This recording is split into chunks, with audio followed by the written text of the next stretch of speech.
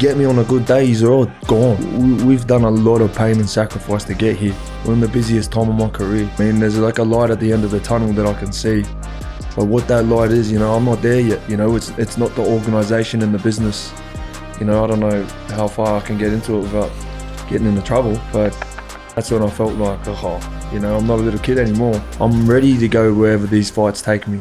You know what I mean? That's why I feel confident in the ring. I've done the hard work. What's a bit of pain, just can get tough, get it done. When it's all done, we kick back and enjoy it. Welcome to the Ring Podcast. And today with us, we've got IBF World Cruiserweight Champion, also Ring Magazine World Cruiserweight Champion, Jaya Opetaia. The dominant force in the Cruiserweight division, still acclaimed as the #1 Cruiserweight in the world. So Zorro in the ring, he's not getting bullied too far. Backward, big shot! And in one decisive moment, it's all over. The golfing class described here by one single punch. How are you? I'm good, thank you, man. It's good to be here. Good to be a part of these things. With the Ring Magazine, as I said, you are the Ring World Cruiserweight Champion. I don't know how much of a kind of student of boxing history and things like that you are, but what does it mean to you to be Ring Champion, basically? Huge. I feel like the Ring Magazine's the crown, really, of the division. I feel like anyone that holds the Ring Magazine championship is the best in the division, so it's an honour to hold it. And that's quite a common theme, actually, with fighters we've spoken to. That it's got that stamp of real credibility about it. I'm not saying the other sanctioning bodies don't, but I guess it's because it just goes so far back. And you look at the list of people who've had it, and that's really what it's about, I think, isn't it? For sure. And I feel like beyond that too, it's the only belt that you only lose if you lose in the ring. You can only win it. You win it in the ring, and that's how I feel like how all belts should be. All belt champions should, call themselves, I've lost the IBF before, just off a mandatory and, trying to fight beyond this and the whole politics and stuff like that. The Ring Magazine's pretty straightforward, and it's also, I'm pretty sure the Ring Magazine's the only belt that doesn't take a cut out of your pay, for us fighters. You know what I mean? So that's another thing that it's more just the principle of holding it. It's not the organisation and the business. I don't know how far I can get into it without getting into trouble, but it's true. It's an established belt that you fight for, and the winner takes it home. So yeah, that's a really good point. I mean, boxing is full of politics and things happen, and you've been on the sharp end of it, like you said. But all athletes, all any of you ever want in any sport is everything to just happen based on the merits of what you actually do when the bell goes, when the whistle goes, and that's, yeah, as you say, that's what this belt's about. For sure, man. Like I said, it's pretty straightforward. You rock up, you win, and you go home the best. And if you don't, you got to come back and try again. And that's just how my life's been. I've been boxing my whole life, and I miss that feeling. I miss those competition days, of the amateurs. You just rock up. You don't even know who you're fighting. You rock up, and there's like 10, 20 countries there, and they do a draw, and you just rock up, and Friday you're fighting him, and if you win, you keep fighting, and then Saturday, Sunday, and then the winner leaves the best fighter. And it's that simple. When all the politics and stuff come involved, it just becomes a circus. But it's part of the sport. You live and you learn. Let's talk about those amateur days then, because I remember I went to the World Youth Championships in Armenia in 2012, and before I went, I was doing my prep, and Jaya Opetaia already been to the Olympics. That can't be right. I remember looking at it and thinking that can't be right. If he's already been to the Olympics as a senior, but he's still boxing in the World Youth Championships. I mean, you had, at a young age, quite the career, really. Yeah. I feel like I accomplished a lot at such a young age, and it sort of laid a platform for myself to sort of turn pro early and then, you know, evolve early and stuff like that. Like I got to tick a lot of boxes as a kid, you know what I mean? Like I qualified for the Olympics at 16 years old and I was with men, you know, like, and I felt like a kid, you know what I mean? Like I you know, when a woman would be out on like team things and hanging out outside the ring. But as soon as we stepped in the ring, you know what I mean? That's when I felt like, oh, you know, I'm not a little kid anymore. I belong in this ring. But yeah, it was definitely a learning curve, and I learned a lot, especially fighting on those big stages as a young kid, is how to control your emotions and, you know, letting people get in my head. And, you know, like youth world championships was one of them. You know, I had qualified for the Olympics, and, you know, I thought I was the man. I sort of let it get to my head, slacking off a bit on training just because, you know, I'm already made the Olympics, you know, now I'm fighting back kids my own age. So, you know, I let that thing, and I learned from those sort of things. So I feel like they're such huge lessons, becoming a world champion and stepping stones as to how to control your mental side of things. Yeah, I mean, it kind of accelerated things for you, like you say, that learning curve. Where did the desire to fight, basically, to be a boxer, where did that come from, do you think? I grew up in the sport, you know, 4th generation on my father's, 3rd on my mum's, you know, so boxing is legit all I've ever known, you know. How old were you when you first went to the gym? I competed the first time at 8 years old.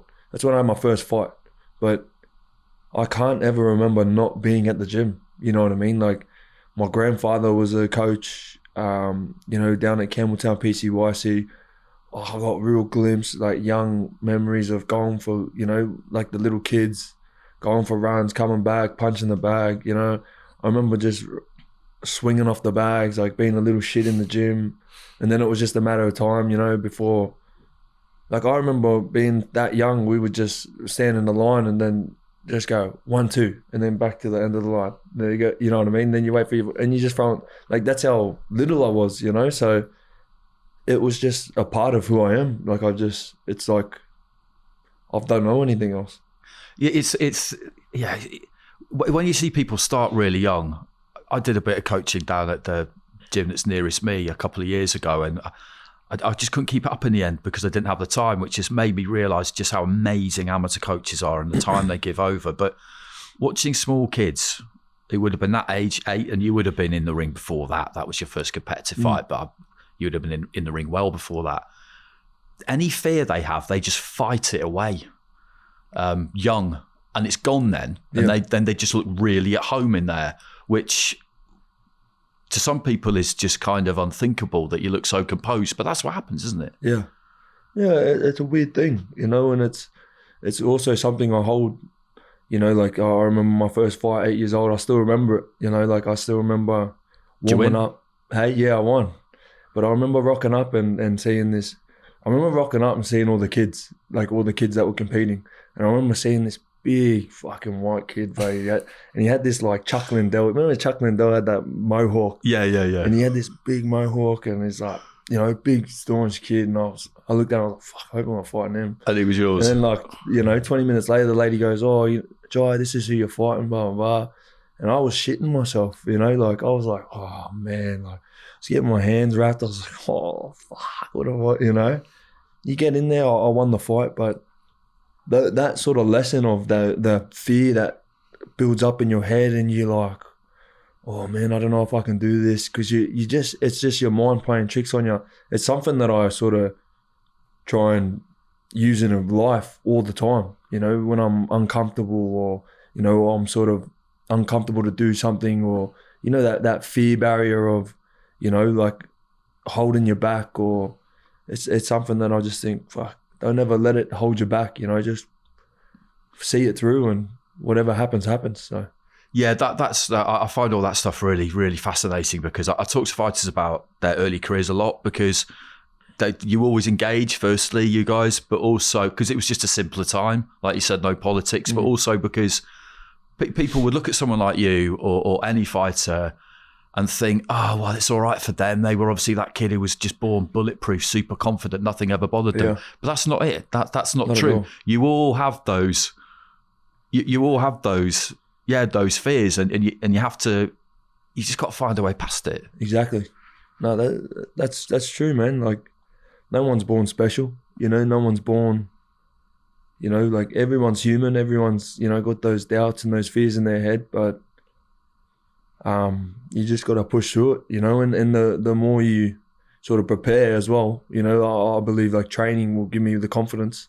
You know, as long as I've pushed myself and I've put myself in the uncomfortable positions all the time and push through pain, push through all that stuff, I'm ready to go wherever these fights take me. You know what I mean? That's why I feel confident in the ring. I've done the hard work. But that's the preparation, you know, I feel like that's where the confidence comes from. Yeah, I guess it helps keep kind of self-doubt under control as much as you ever can, because you can tell yourself that, well, I've done my part. I've done what I need to do.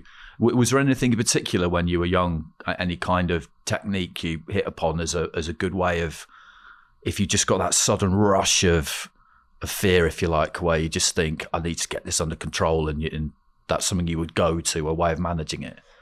Not really, eh? I just fucking suck it up and just get it done. Like, I've never been like I speak to people about this sort of same thing, and they talk about routines and, you know, when I get here, I like coping mechanisms. I like to do this, and it makes me, right, fuck that, you know what I mean? You just got to wake up and get it done. That's my look on it, you know what I mean? Because you stick to a routine. When that routine doesn't go right, you're off whack. You know, if I'm used to getting to a fight every time and doing this in steps, you know, one time I rock up and there's not enough time to, you know, because I've had that, you know, and I feel like, man, my family, I don't know, they call it Islander time, but, you know, we're late to things. We're you know, we're meant to be here.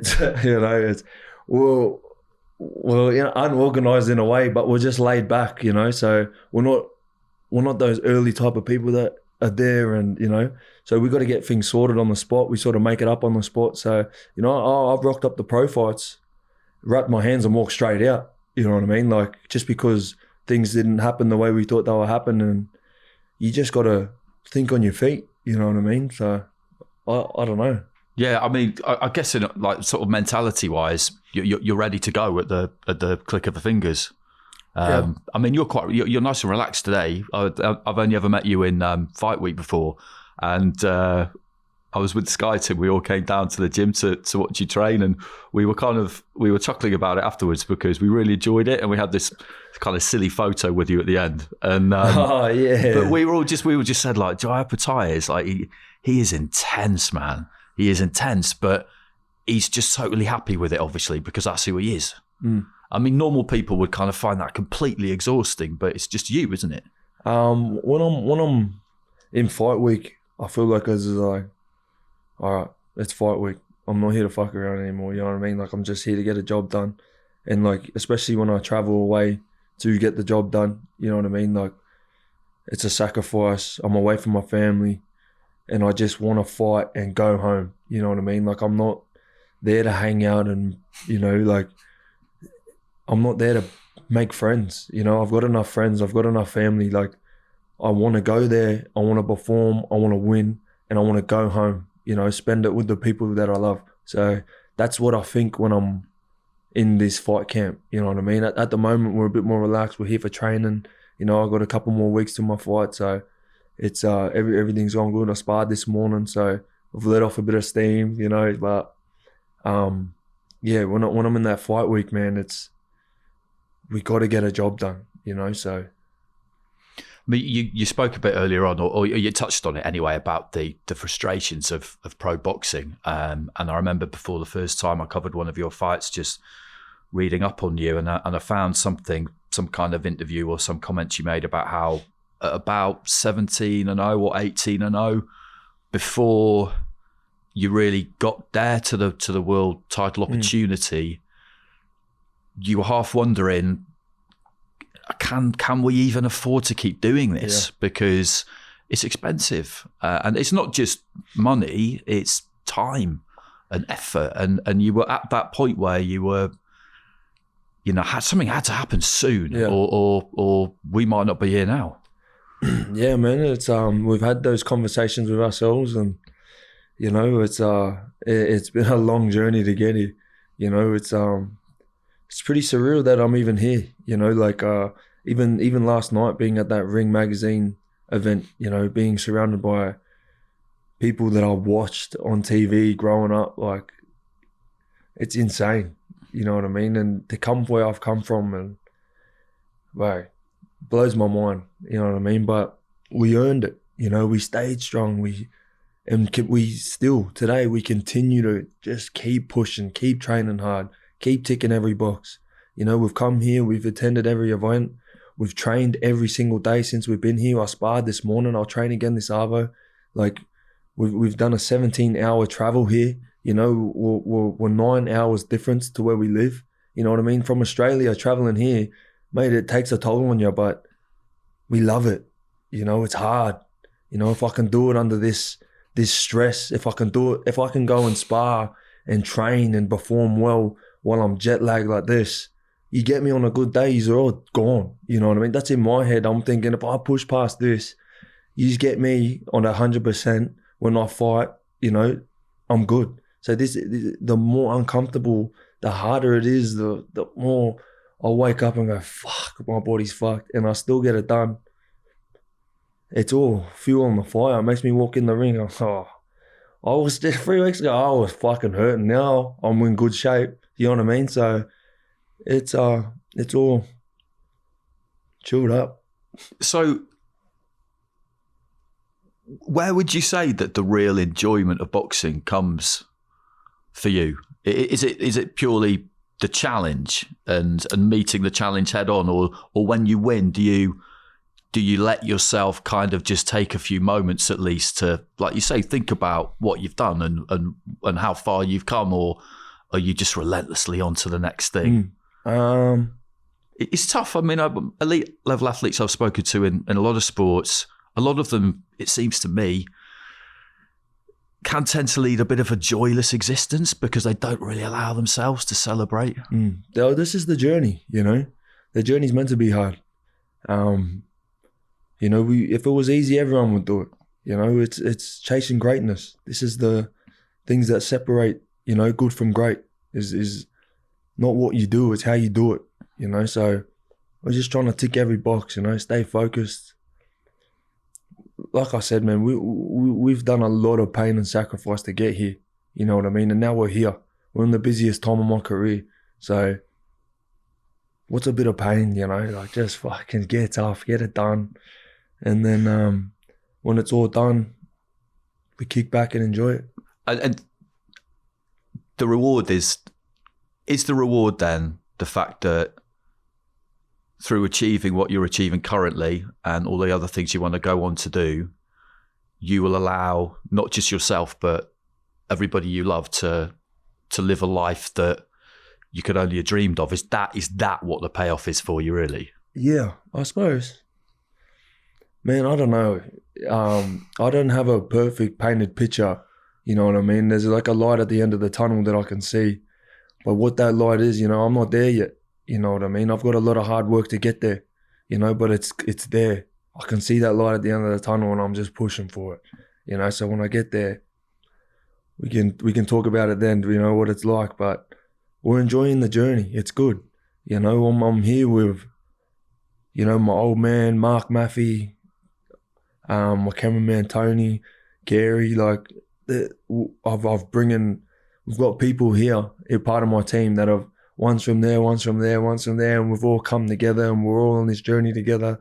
Like, it's a good thing. It's crazy. You know what I mean? We're downstairs at a buffet. Well, that's the best buffet I've ever been to in my life. It's unlimited seafood. You don't understand where we come from, man. Even little things like this, like being at the Ring magazine last night, surrounded by greatness. To come where we've come from. These are dreams. I used to picture myself as a kid, like in rooms like this. I used to look at these fighters like they were superheroes, and I used to think, one day I'm gonna be at these awards, you know, at these events. And yesterday it was like, fuck, I'm here. Bit surreal. You know, it was surreal as, you know, and I'm here with people that I've brought with me, you know what I mean? Which is another beautiful thing. So it's crazy, you know, these are the small rewards, but, well, I wouldn't even say small, you know, these are massive, but, you know, at the start, it's still only the beginning, you know, it's more fuel on the fire. Like, the hard work does pay off. Yeah, those are the moments, aren't they? You can't buy them because, you know, how could you cost up all the things you've done, all the sacrifices you've made? It's not possible. I think the older I get, the more I sort of realise that it is all just the journey. There probably isn't even really a destination. Yeah, and that's fine. It never ends. It does never end, but this has to end, sadly, because it's been really, really good fun. I enjoyed that tremendously. So hopefully we'll do this again. But in the meantime, hope training goes well, and we'll see you back in the ring soon. Thanks, mate. Appreciate it.